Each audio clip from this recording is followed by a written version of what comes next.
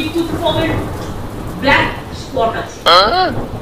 যদি একটা কালেকশন করেন তাহলে দেখবেন বিদ্যুৎটা পড়ে যে লোক মারা যায়, এটা কিন্তু সব জায়গায় নয়, সব জায়গায় হয়তো একটা দুটো হয়, কিন্তু কতগুলো ব্ল্যাক স্পট আছে। যেমন উলুবেড়িয়ার দিকটা একটা ব্ল্যাক স্পট আছে। মানে বিদ্যুৎ পড়ে, বিদ্যুৎ চমকে 7-8 জন মারা যায় একসাথে।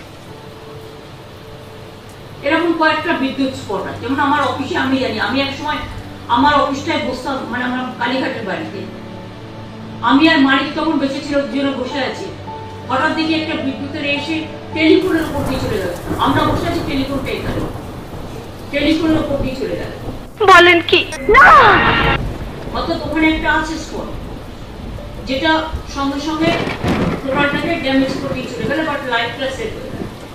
সুতরাং আমি আমার ওখানে যারা ডিউটি করে পুলিশের সবসময় বলি সেক্টরে যাও, তোমাদের ঘর তৈরি করে দেওয়া হচ্ছে, তোমরা সেক্টরে যাও, এইভাবে রিস্ক নেওয়ার কোনো দরকার নেই। আপনি 10-এ 10 পাইছেন কেন? ও শিট, ইস, বিদ্যুৎটা যদি সেদিন একটু ঠিকঠাক জায়গায় পড়তো দর্শক, তাহলে আজ আমাদের এই দুর্ভাগ্য দেখতে। বিষয়টা একটু ব্যাখ্যা করবে? দুয়ারে বজ্রপাত বিজ্ঞানী, উনি বজ্রশ্রী উপাধি পাওয়ার যোগ্য। দেখবেন এই প্রতিভা যেন কোনোভাবেই রাজ্যের বাইরে না চলে যায়, তখন এই ট্যালেন্টের, এই প্রতিভার দাম কেউ দিতে পারবে না। বাংলার মানুষই শুধু দিদির প্রতিভা, দিদির ভাষা বোঝে, আর তেমনি দিদিও বাংলার মানুষের ভাষা বোঝে। যতটা দিদি বুদ্ধিমান, বাংলার মানুষও ততটাই বুদ্ধিমান। উনি টিচার, আর পুরো বাংলা বঙ্গবাসী আমরা হলাম ওনার ছাত্রছাত্রী। সর্বযুগের সেরা বিজ্ঞানী ডক্টর চটি বেগম।